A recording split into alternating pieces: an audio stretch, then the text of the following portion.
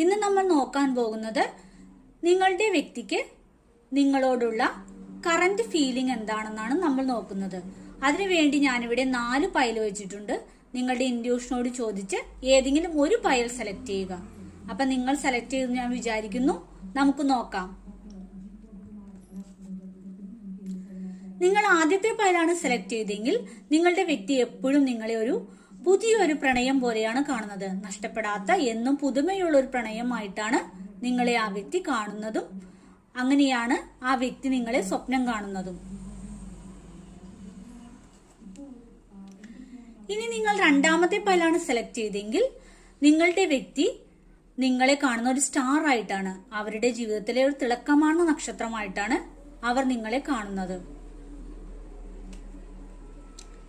ഇനി നിങ്ങൾ മൂന്നാമത്തെ പൈലാണ് സെലക്ട് ചെയ്തെങ്കിൽ നിങ്ങളുടെ പേഴ്സൺ നിങ്ങളെ പറ്റി വിചാരിക്കുന്നത് അവരുടെ ലോകം തന്നെ നിങ്ങളാണെന്നാണ് കണക്കാക്കുന്നത്.